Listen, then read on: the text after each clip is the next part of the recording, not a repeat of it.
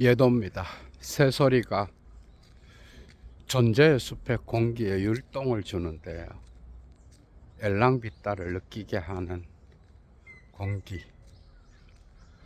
이 공기를 마시면서 가다머의 진리와 방법, 어떻게 읽을 것인가 세 번째 시간 갖겠습니다. 특히 오늘 강의에서 왜 성직자들과 스님들은 설교를 하거나 설법을 할 때, 그죠? 공부를 해야 되고, 특히 오늘날의 철학을 공부해야 되는지, 그리고 오늘날의 문학을 공부해야 되고, 오늘날의 다양한 과학을 공부해야 되는지, 이런 이유가 분명하게 드러나지 않을까 생각합니다. 특히 영양사적 의식을 5분 철학 개념에서 풀어냈지만은 조금 더 깊이 있게 사유하면서 이런 문제점들을 밝히 드러내 보이려고 합니다. 여건이 되시는 분, 그리고 가치를 아시는 분은 사막의 철학을 후원해 주시면 감사하겠습니다. 가다음은 진리와 방법 2부에서 영양사적 의식을 다루는데요.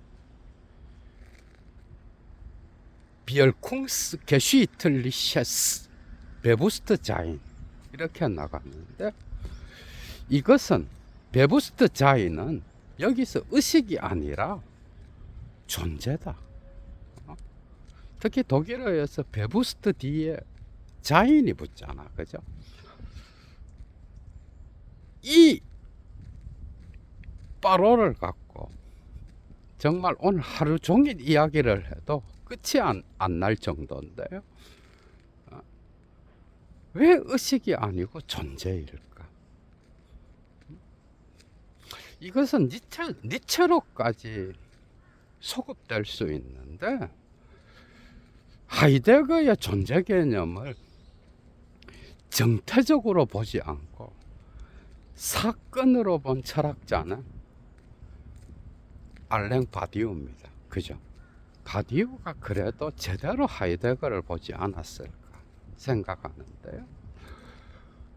물론 데리다의 차연의 개념 역시도 존재 개념을 정태적으로 보지 않는다라고 볼 수가 있어요. 그러나 그의 비판의 수위가 하이데거에게 적용되어서 강도가 더해질 때, 마치 이게 파르메니데스의 존재론에서 나타나는 존재 개념으로 착각을 하게 만들 정도로, 그죠? 존재는 하나다. 코미디지. 하이데거는 분명히 밝히고 있어요. 존재는 존재자의 존재다. 결코 형이상학적인 개념이 아니라 역사적 개념이라는 것을 밝히고 있다고.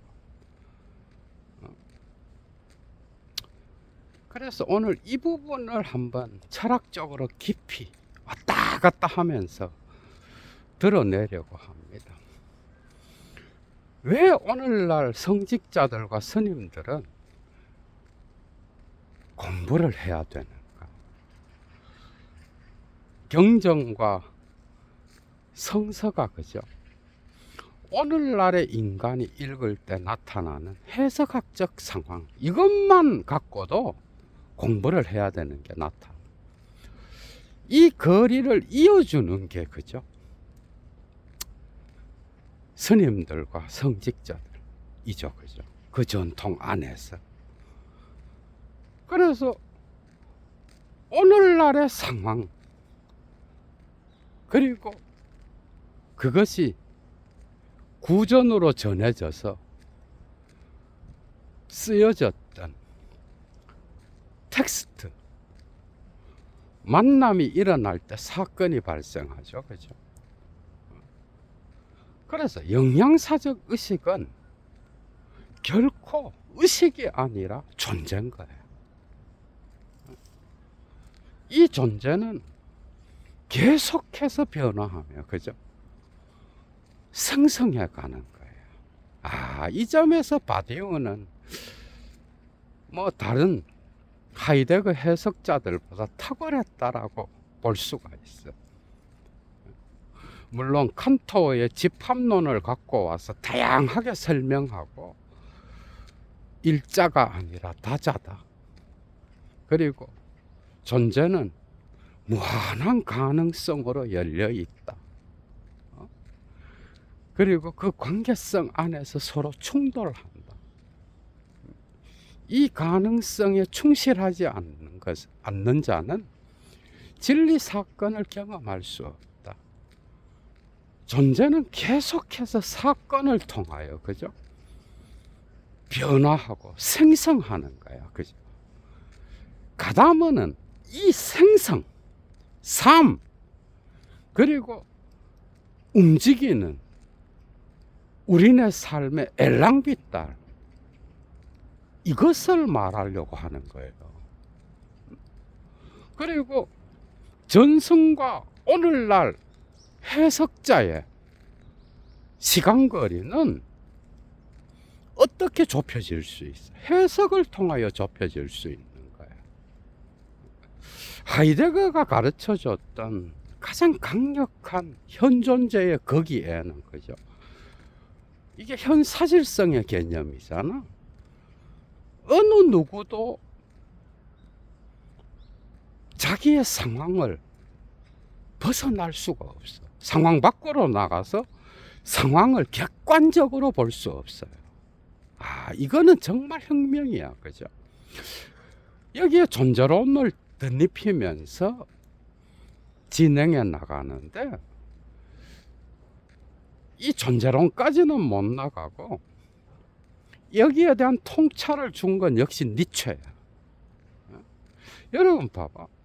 왜 관점주의적 인식을 하는 자는 계속해서 해석할 수밖에 없는 거야? 특정 사태를 보는 자는, 그죠? 자기 관점을 가질 수밖에 없어. 자기 상황 밖으로 못 나가요. 그러니까 진리 사건에 대한 인식을 할 때에 그는 자기 상황에서 해석할 수밖에 없는 거예요. 그러니까 그 사람이 해석한 게 전부다. 그게 아니잖아, 그죠? 다른 사람은 다르게 본다고. 그래서 다양한 해석자들이 모여서 어떤 진리를 볼 때에 거기에서 대화를 통하여, 논증을 통하여 특정 사태를 해석할 때에 그것은 더욱더 풍성해진다. 이렇게 나가잖아, 그죠? 이것은 오늘날 왜 성직자와 스님들이 공부를 해야 되는가와 연결되는 거예요. 그런데 우리는 이해를 할 때 그냥 내가 텍스트를 이해했어. 이해 사건을 들여다볼 때 그 이해자는 언제나 전승을 만나든 텍스트를 만나든 무엇을 만나든 자기의 앞선 구조를 갖고 가. 하이데거는 이것을 존재와 시간에서 폴하베, 앞서가짐, 폴그리프, 앞서 잡음, 그 다음에 폴지스트, 앞서 봄, 이런 방식으로 구획을 나누죠. 그죠? 앞선 구조를 갖고 있는 거야, 이해는. 이게 이제 선이해, 전이해가 되는데, 모든 설법이나 설교나 신도들과의 대화나 모든 것은 자기 전이해로부터 나오는 거예요. 여기에는 삶의 지혜, 이것도 정말 중요하죠. 그죠? 어제 소르본네 형님이랑 오랜만에 만나서 대화를 했는데요. 요즘 몸이 안 좋아지면서 불어로 도스토예프스키의 까라마조프가의 형제들을 다시 읽는다고 하더라고. 그랬는데 왜 문학 작품을 읽어야 되는가? 왜 철학 공부를 해야 되는가? 철학은 많은 사람들이 철학을 오해하는 이유가 철학관 때문에 그래. 가끔 얘도한테 와갖고 뭐 점을 쳐달라 그러지를 않나. 또 뭔가를 이렇게 뭐 사주를 보는 것과 같은. 정말 철학은 시대 정신을 알려주죠, 그죠? 오늘날의 상황의 시대 정신. 락강의 욕망의 개념을 아는 스님하고 그걸 모르는 스님하고 설법이 달라집니다. 맞죠, 그죠? 그냥 진리대로 살아라. 뭐 다 자기처럼 삶을 사는 게 아니잖아. 그 절에 찾아온 다양한 분들이 오늘날의 시대를 사는 분들이, 그죠? 각각 다른 방식의 삶에 처해 있음 안에서 삶을 살아가. 그러니까 공부가 필요한 거야. 공부 안 하는 성직자와 스님들은 스님들은 또 이래 말하겠죠. 우리는 언어와 실제의 끝점을 가는 수행자들로서 언어를 다 버린 자다. 그러면 성철이 왜 깨닫고 나서 타임지를 보면서 세계 문화를 공부하고 그리고 과학책을 갖고 오늘날의 시대의 세계관이 어떤 식으로 변해가는지를 공부하고 그리고 다양한 문학, 철학 뭐 이런 것들을 왜 공부하면서 살았을까? 변명이죠, 그죠? 깨달음의 이 세계의 어떤 이치를 깨닫는 것과 공부를 하는 건 다른 문제예요. 그래서 언어의 끝지점에 도달했다. 그래서 그가 이 세계의 모든 걸 통달한 것처럼 그렇게 착각을 하는 거는 정말 코미디죠, 그죠? 성직자들 역시 마찬가지인 거예요. 그래서 예도는 제일 무서운 사람이 나는 성서만 읽는다. 바보가 되는 거지. 바보가 되는 길이야. 성서를 만독을 했다. 천독을 했다. 막 이럽니다. 매일 읽고. 그 사람이 성서를 어떻게 해석하겠어? 자기 방식대로 해석하는 거예요. 다양한 고전들의 세계, 오늘날의 다양한 대가들의 작품들을 읽지 않고 그냥 성서만 읽는다. 코미디지 뭐. 그래서 자기가 말하는 게 단지 알아. 이런 사람들은 스님들도 똑같아요. 공부 안 하고 그냥 나는 경전만 읽는다. 그게 참 이 시간거리 이걸 좁혀주는 건 공부밖에 없어. 모든 설법도 그죠? 자기 전의에서 나오는 거고 신비한 부처님의 뭔가가 있긴 있겠지만은 그리스도교에는 성령이라고 하는 삼위일체 하느님의 세 번째 위격에서 하느님의 영이 있죠, 그죠? 하느님의 영으로 성서만 읽고 설교를 한다. 얼마나 시대에 뒤떨어진 이야기만 하겠어. 여러분 한번 생각을 해봐. 그리고 오늘날의 상황에 있는 사람들을 이해하지 못하고 경전이나 성서의 세계 속으로 끌어들이는 것. 그건 역시 자기가 해석한 거야, 오늘날. 그래서 한계가 있는 거죠, 그죠? 정말 한계가 있는 거예요. 그래서 조직신학은 항상 특히 신학에서 조직신학을 보면 이해가 돼요, 여러분. 조직신학은 뭐야? 각 시대의 신학자들이 그 시대의 사람들의 철학적 문제점을 어떤 방식으로 성서로 응답할 것인가, 이게 주제죠, 그죠? 그러니까 매 시대의 철학이 나오면 거기에 대한 문제점들을 갖고 고민하면서 신론, 그 다음에 기독론, 그리고 다양한 신학의 주제들을, 그죠?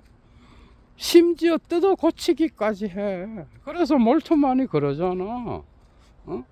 그리스도교의 하느님은 뭐 절대자와 같이 하늘에 앉아서 모든 걸 통치하는 자가 아니라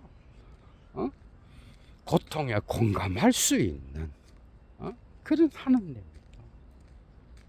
니체 이후로 혁명이 일어나고 나서 고치는 거예요. 무소부재하시고 모든 걸 알고 있으며 하늘에 앉아서 남성 지배적인 상을 갖고 이 세계를 다 다스리는 하느님, 그런 신을 누가 믿어? 폭군과 같은 신인 거지.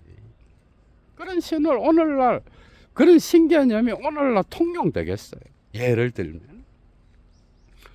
그래서 조직신학의 어떤 구성을 보면은 항상 그 시대의 오늘날과 성서를 연결시키려고 하는 거예요. 그래서 신학자들이나 그리고 다양한 조직신학자들은 거기에 대해서 철학을 연구하지 않을 수밖에 없는 거예요. 이게 니체 이후로 어려워졌어요. 대개 하이데거까지는 따라가는데 하이데거 이후로 이 신학과 연결시키는 지점이 상당히 떨어져 있잖아, 그죠? 그래서 포스트 모더니즘, 오늘날 포스트 모더니즘, 그 부분에서 상당히 약하죠, 그죠? 말은 하겠지만은 깊이 있게 연결해 갖고 그걸 이야기한다? 정말 어렵게 된 거예요. 그래도 데이비드 트레이시의 다원성과 모호성, 이거는 오늘날 포스트 모더니즘까지 대충 건드리고 있긴 한데 깊이 있게 들어가진 않습니다. 그래서 오늘날의 상황에서 어떻게 연결될 것인가, 어떻게 오늘날의 사람들이 어떤 생각을 하고 살아가는가, 자본주의 사회에서 이 구조 속에서 살아가는 사람들의 사유, AI 시대에 살아가는 사람들의 사유는 어떨 것인가, 그죠? 그래서 법 해석학과 신학적 해석학, 이게 뭐 불교적 해석학도 당연히 적용되고 이슬람적 해석학도 당연히 적용되겠죠, 그죠? 가다면은 독일 철학자로서 그냥 신학적 해석학 이렇게만 이야기하지만 법 역시 해석학이에요. 오늘날의 법 역사가가 법의 역사를 추적하여 책을 낸다 그래도 그는 오늘날의 상황을 갖고 들어갑니다. 그러나 판사는 법 역사가보다 더 오늘날의 현실의 상황을 고려할 수밖에 없는 거예요. 법 조항은 있어요. 이미 있고 그것은 입법부에서 합의를 통하여, 그죠? 법으로 제정했어. 그러면 그 법 조항들은 문자로 나타나 있고 그것은 다양한 어떤 기소된 피의자의 어떤 삶의 상황, 그 다음에 또 시대적 상황까지 고려해. 그리고 거기에서 더하고 뺄 수 있는 어떤 조건들이 있는가, 이러면서 해석하는 거예요. 그래서 오늘날 이게 정치적으로 어떤 판결이 내려지면은, 그죠? 우리나라는 지금 뭐 거의 상황이 이 판결로 그냥 뭐 정치는 하나도 없고 결과가 의해되고, 누구는 기소하고, 이게 어떤 방식으로 하다가 이렇게 됐는지, 정말 참 뭐 이 생각을 안 할 수가 없는 거야. 그래서 법 역시도 해석하기인 거야. 법 텍스트를 갖고 판사는 그 시대의 시대적 상황, 그죠? 그리고 그 재판을 받는 자의 삶의 상황, 그리고 그 모든 것들을 적용할 때, 그죠? 이것을 고려해야 되는 거예요. 그렇지 않고는 결코 판결을 내릴 수 없는 거예요. 그래서 법 역사가 보다는 덜 객관적이겠죠, 그죠? 가능하다면 법 역사가는 이러한 오늘날의 상황에서 텍스트를 쓰겠지만은, 그 역시도 가능하다면 판사보다는 더 객관적으로, 그리고 불교 경전이나 그리스도교의 어떤 성서, 이것이 어떻게 해석되어 왔는지를 쓰는 역사가는 오늘날 그냥 설법을 하고 설교를 하는 성직자나 스님보다는 조금 더 객관적이겠죠, 그죠? 그러나 그 역시도 오늘날의 상황을 갖고 들어가는 거예요. 이런 것들이 이제 다루어지는 거예요. 그런데 영양사적 의식은 왜 가다머와의 논쟁을 불러왔는가? 가다머와 하보마스와의 논쟁을, 여기에 답이 있는 거죠, 그죠? 그러니까 전승을 비판하고 계몽주의 이후로 성서 비평이 일어나잖아. 성서 역시도 이성 아래에 두어야 된다. 그래서 성서를 난도질하고 비판을 하는 거야. 이건 언제 쓰여졌고, 저자의 삶의 자리는 어땠고, 중요하죠, 그죠, 이게? 가다모 역시 이걸 인정하지 않는 게 아니야. 그런데 여기서 놓치고 있는 게 있다라는 거예요. 놓치고 있는 게 뭔가. 그래서 성서 비평으로 들어가서 이 비판이 오히려 텍스트의 삶의 자리와 거기로부터 드러나는 진리 사건을 은폐시키고, 그 비평 자체가 이제 지배하는 그런 담론이 형성되게 됐다라는 거. 그러나 사실 이 비평 역시도, 비평하는 자 역시도 그 시대의 이성의 칼날을 갖고 들어가겠지만, 고전의 영양사 안에서 비판하는 거야. 가다문은 이걸 보여주려고 하는 거예요. 그러니까 결국 영양사적 의식이라고 하는 것은 비판적 이성 역시도 크게 보면은 역사적 의식의 힘 안에서 행하고 있다라는 걸 증명하려고 하는 거예요. 맞죠, 그죠? 뭐 오리게네스와 같은 철학자 있잖아, 여러분. 모든 전통을 거부하고 그 다음에 자기 방식의 철학을 수행하고 또 삶의 방식 역시도 정말 자유인이잖아, 그죠?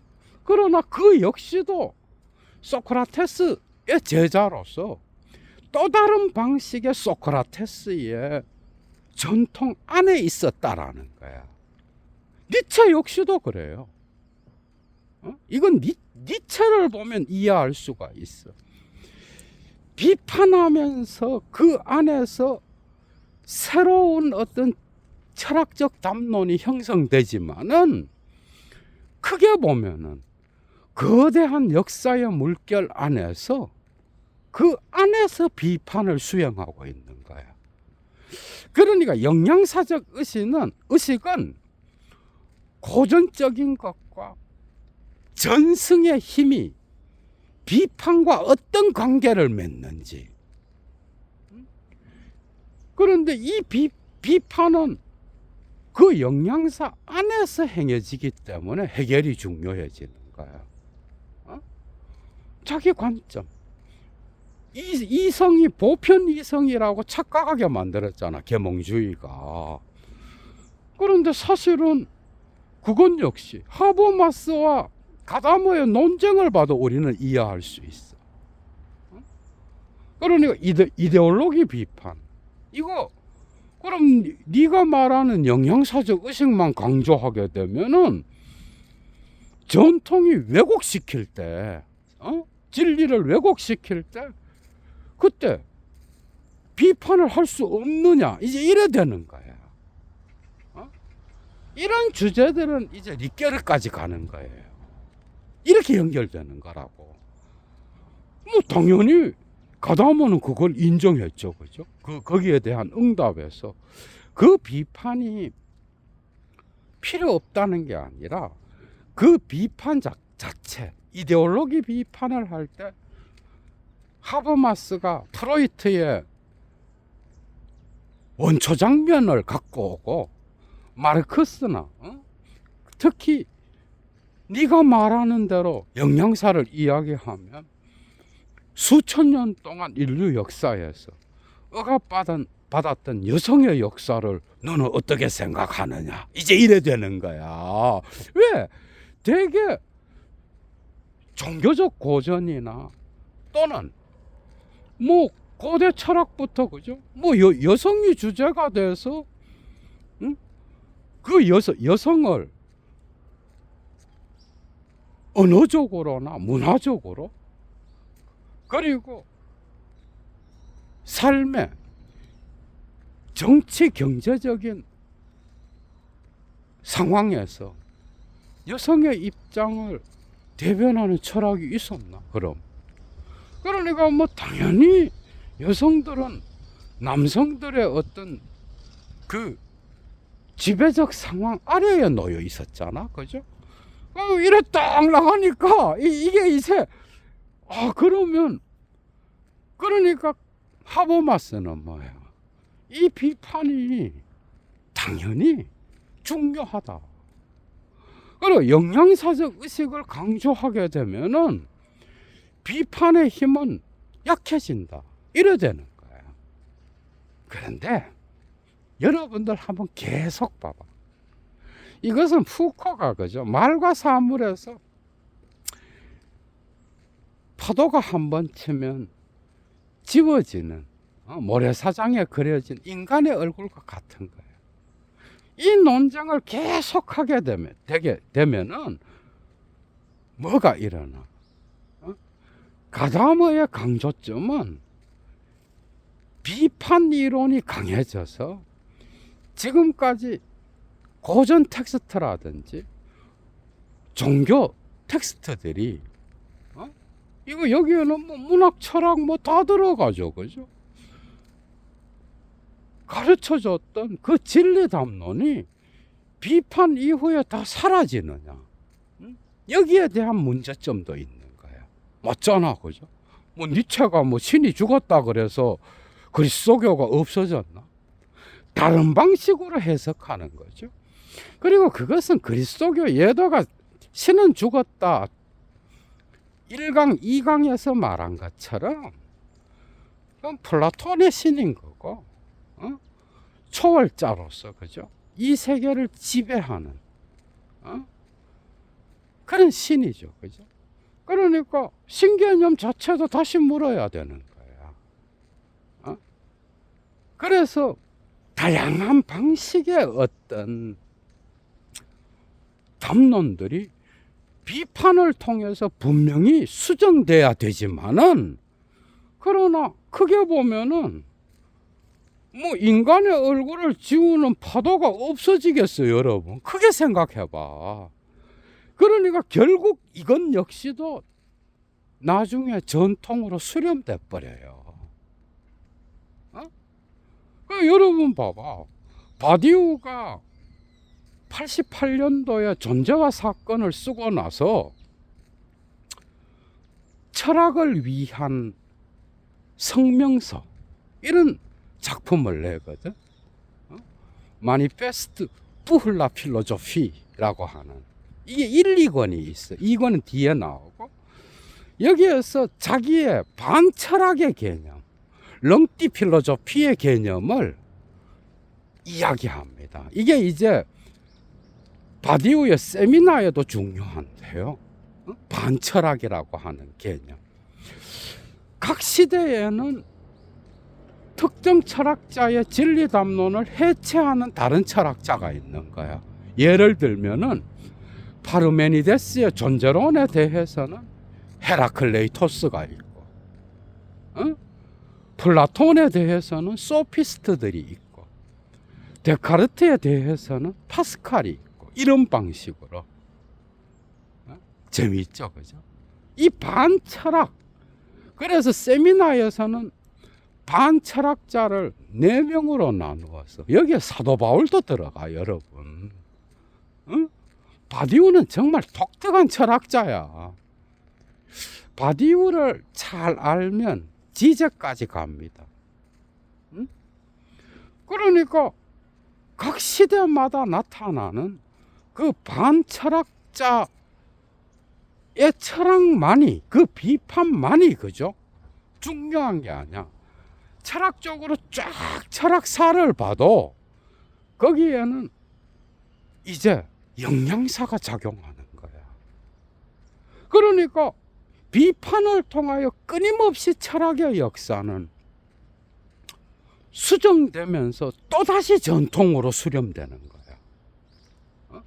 이걸 부정할 사람이 누가 있겠어? 그러니까 독보적인 철학자들이 분명히 나타나.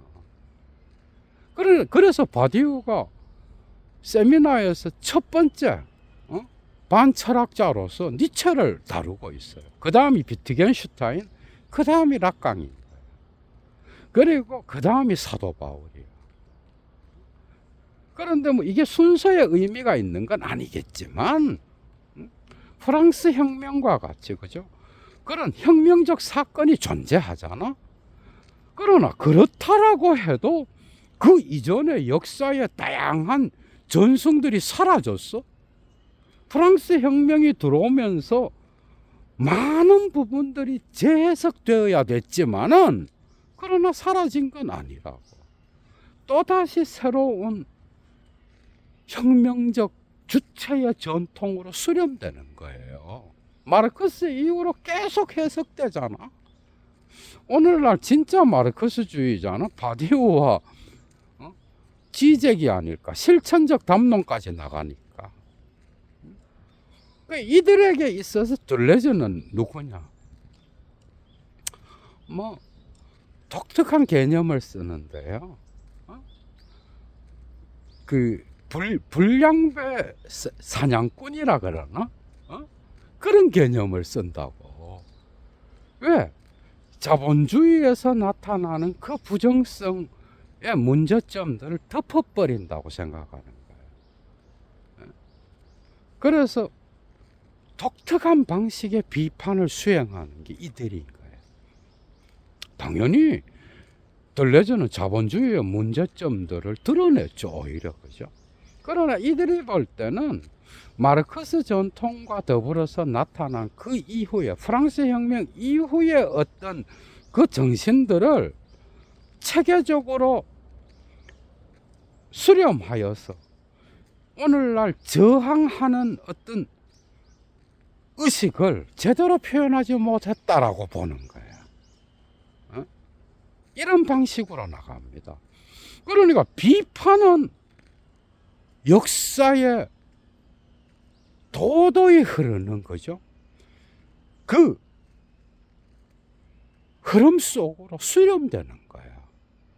그래서 영양사적 의식은 비판 가운데에서도 계속 작동한다라고 말하는 거야. 이건 이해의 문제죠. 그죠? 이거는. 그러니까 가다머가 이 영양사적 의식을 이야기하면서 그 헤겔의 정신현상학을 끌어들이고 헤겔로 돌아가야 된다라고 하는 거는 우리의 이성과 비판적 의식은 언제나 역사의 거대한 영양사적 의식의 물결 아래에서 수행되고 있다라는 걸 이야기하려고 했던 거야. 그죠?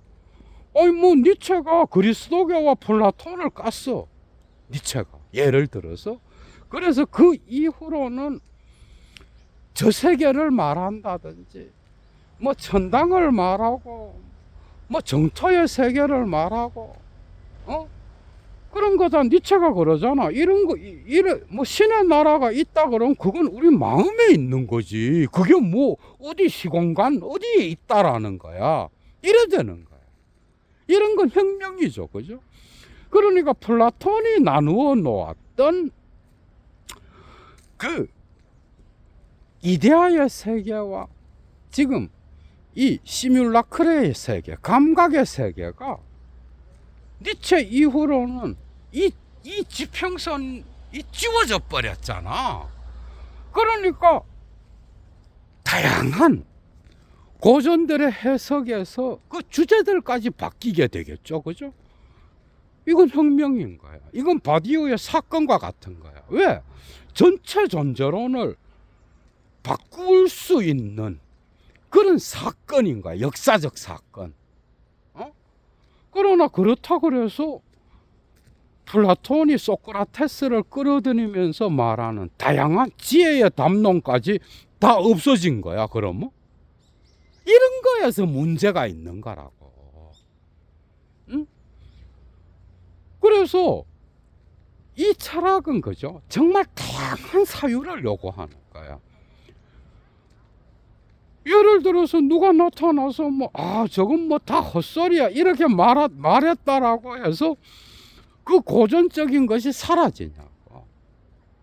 응? 그래서 그것은 또다시 수렴되어서 또다시 오늘날 우리에게 영향을 미치고 있는 거예요.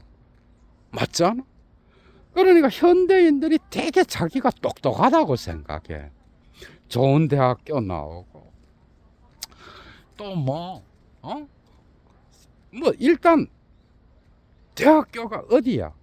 그러면 그가 어떤 공부를 했든지 간에 그 이름 하나로 그냥 평생 먹고 사는 거예요. 그래서 사실 거기에서 자기가 어떻게 살았는지 모르지만 공부를 하면서 그죠? 끝나고 취직하고 그냥 이게 당하잖아. 공부를 더 했다 그래도 그 뒤로 공부 안 하면 똥인 거지. 예를 들면은 그런데 이런 방식으로 자기는 모든 걸 넘어서서 되게 똑똑하다 이러면서 살아가. 그런데 알고 보면 정말 멍청한 거예요. 응? 그게 그리스 고전이나 힌두교 고전이나 그죠? 불교 경전이나 성서나 아니면 문학 고전에서 섹스피어라든지 도스토예프스키나 게테만 읽어도 그죠? 우리나라에도 다양한 고전들이 있지만은 읽어도 자기가 정말 무식하다는 게 금방 드러나거든. 예를 들면 그러니까 자기가 진리를 갖고 있고 내가 똑똑하기 때문에 모든 판단을 고전까지도 판단을 내릴 수 있다 이렇게 생각하는 거야. 응? 쉽게 말하면 영어를 잘하면 모든 고전들을 다 자기가 해석할 수 있다 이래 생각하는 거랑 똑같은 거예요. 막상 딱 잡으면 한 줄도 못 가는 거지. 응? 그래서 아는 사람은 고전으로부터 배워. 영화 감독도 자기만의 독특한 감성과 미학의 세계가 있겠죠, 그죠? 그러나 그가 뭘 안다 그러면 끊임없이 고전으로부터 배워요. 응? 뭐 자기한테서 나왔다. 그래서 상까지 받으면 그 사람이 최고다. 우리는 뭐 이래 보잖아. 그 알고 보면은 다 고전에서 길어 올린 거야. 그게 뭐가 됐든 간에 맞잖아, 그죠? 그래서 고전을 계몽주의적 이성으로 역사 비평하는 것도 중요하다. 그러나 그 역사 비평으로 끝나는 자는 고전이 주는 진리 사건과 만나는 것을 소홀히 할 가능성이 있다. 맞잖아, 그죠? 그래서 결국 나중에 보면은 계몽주의적 전통이 또 따로 생겼어. 그래서 철학 안에는 다양한 전통이 숨쉬고 있어요. 응? 그래서 어느 한 철학자가 뭐 우리는 이름이 좋아서 내가 읽은 철학자가 단지 알고 이 사람이 최고야 이러고 앉아 있지만, 물론 대가들이 있어요. 또 그 중에도 시대의 어떤 에피스테메를 주도했던 바꿔놨던 그런 철학자들이 있죠, 그죠? 그런데 뭐 한 사람 딱 선택해갖고 난 얘가 제일 좋아 이래갖고 이 사람이 최고야, 뭐 그것도 안 읽는 것보단 낫지 뭐. 근데 철학의 다양한 물결 안에서 또 다른 전통으로 수렴되는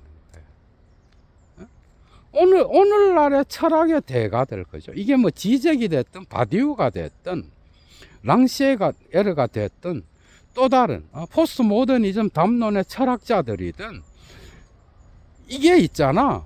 많은 사람들이 뭐 가다면 니는 어떻게 뭐 고전적인 걸 말하냐 이랬는데, 이들의 텍스트들 중에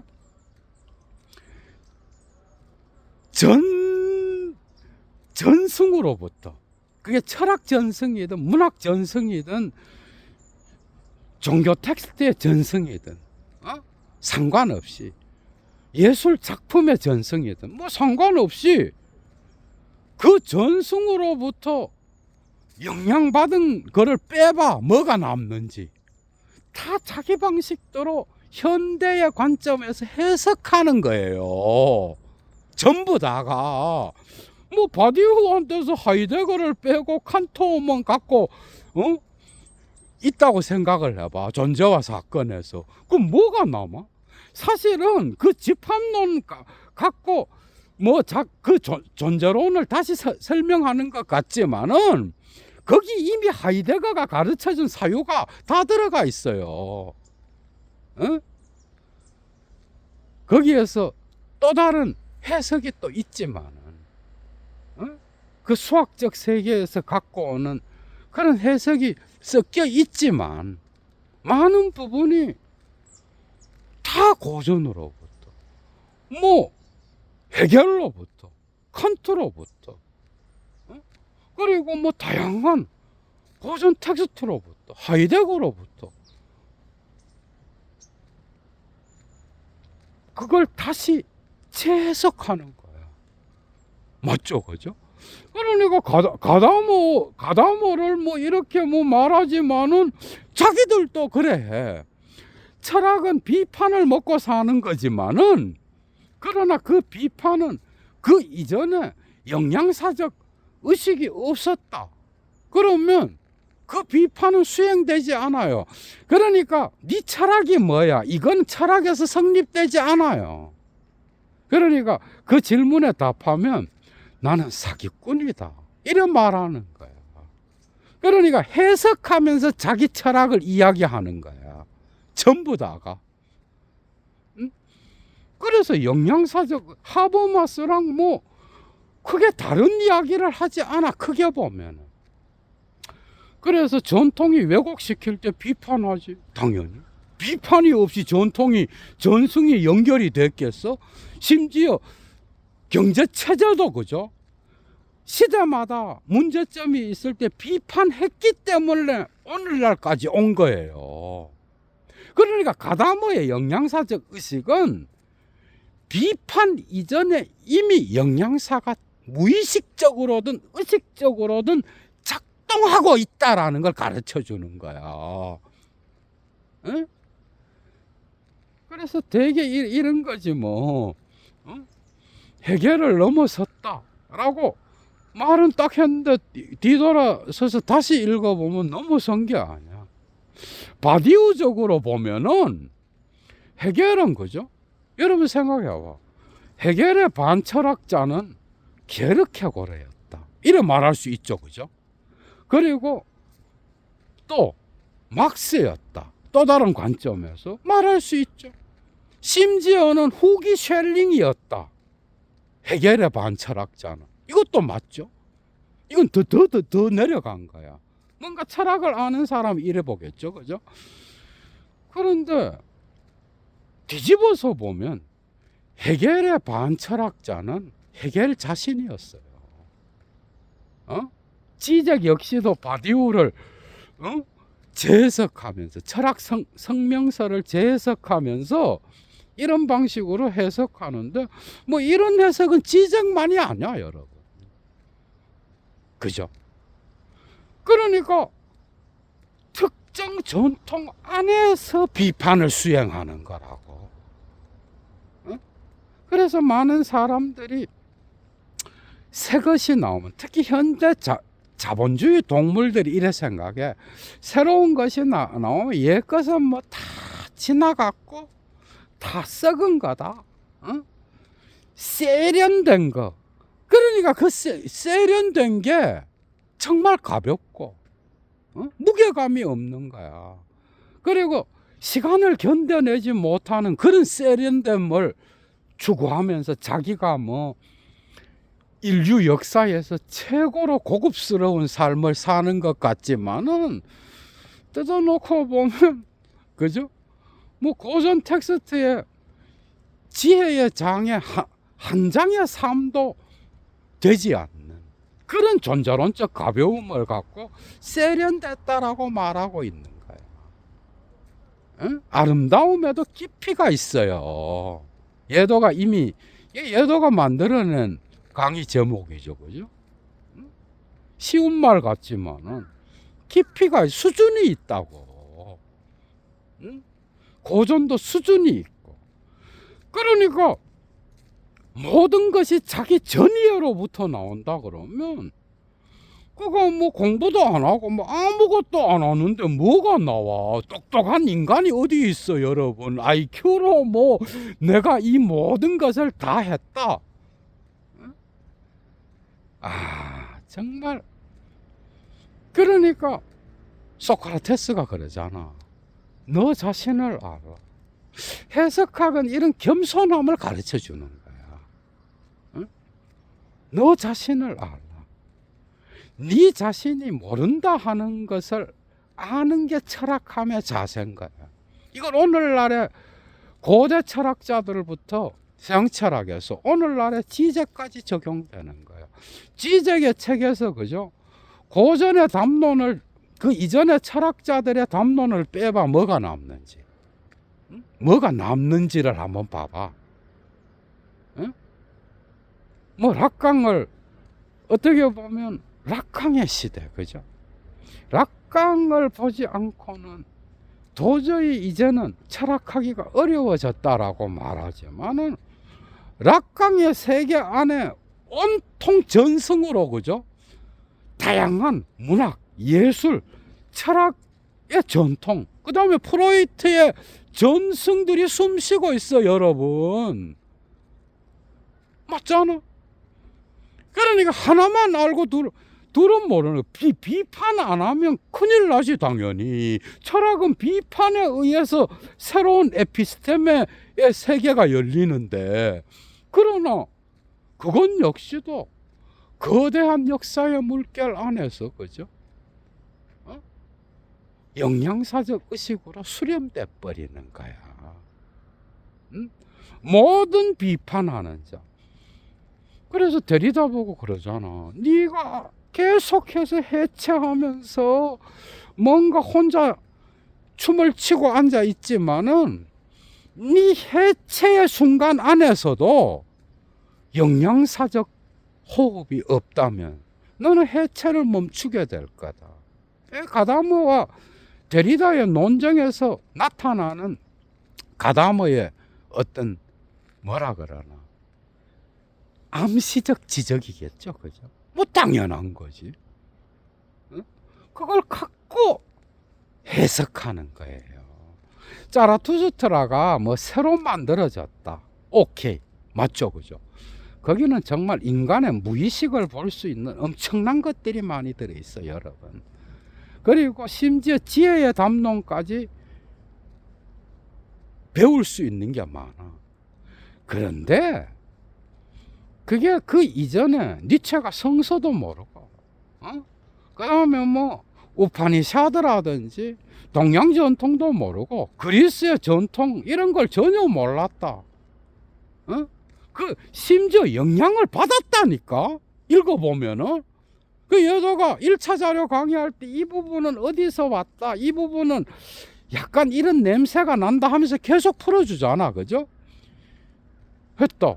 그러면 자라투스트라가 쓰여졌겠어? 무로부터 나온 거야? 막 니체의 지혜로부터 막 나온 거야?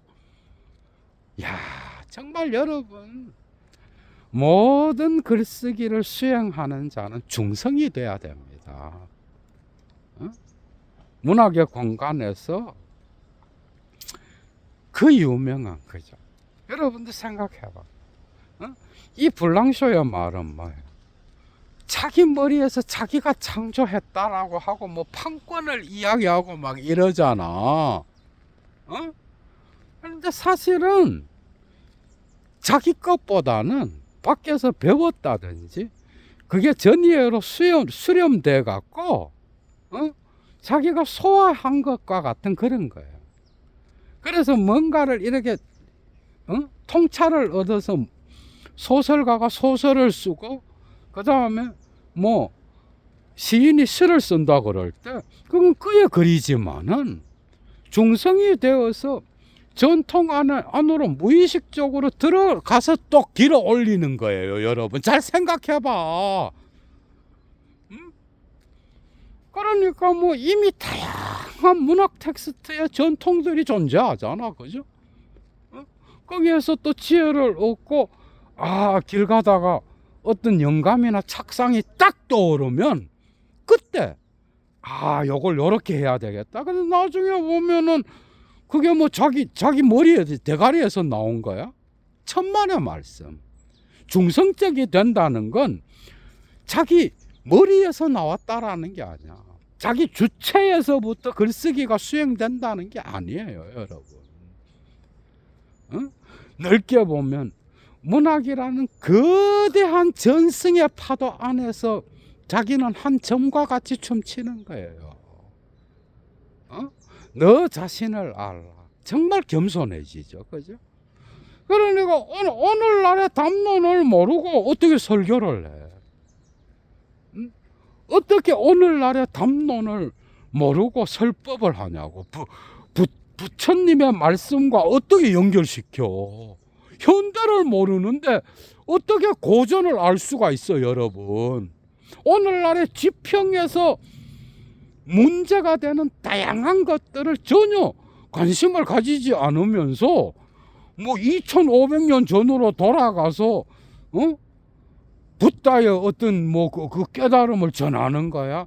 그런데 그렇게 말하는 자 역시도 오늘날의 지평을 갖고 들어가서 연결시키는 거예요. 에? 이해가 되죠, 그죠? 정말. 그래서 영양사적 의식은 거대한 역사적 의식 안에서, 그죠? 나타나는 그런 거예요. 그래서 이 영양사적 의식은 단지 주관적 의식이 아니라 존재인 거예요. 생성 변화하는 역사의 물결, 푸코의 파도, 그죠? 그 거대한 물결 안에서, 그죠? 내가 서 있는 거야. 맞잖아요. 그래서 해결을 끌어들인 거예요.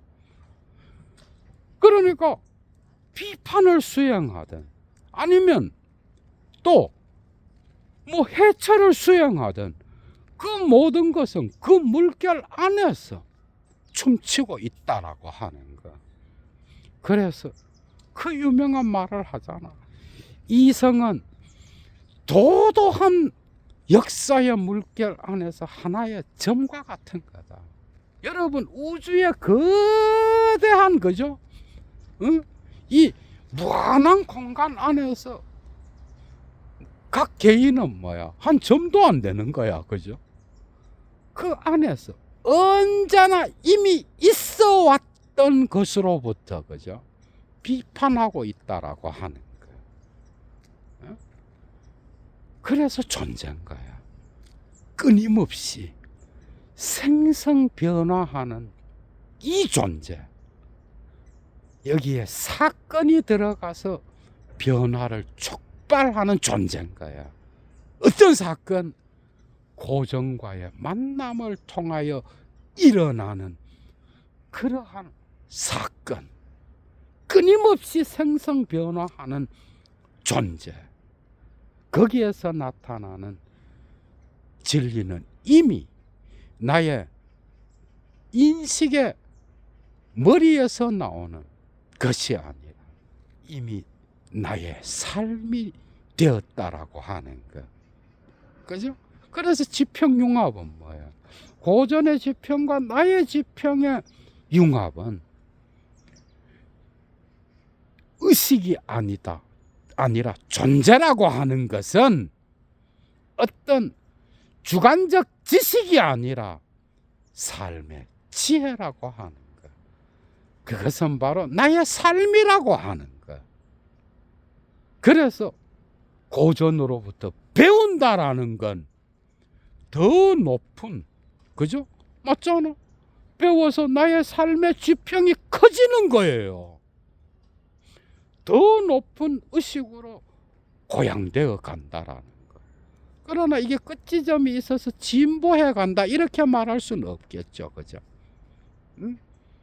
그리고 새로운 가능성으로서 다시 나의 거대한 삶의 역사성 안으로 포섭되었다라고 하는 거. 어?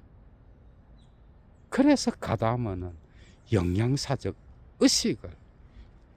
의식이 아니라 존재라고 말했다는. 그래서 해결로 돌아간 거예요. 응? 그래서 나의 삶의 지평이 넓어진 거예요. 더 높은 의식으로 지향됐다라고 하는 거예요. 이런 의미입니다.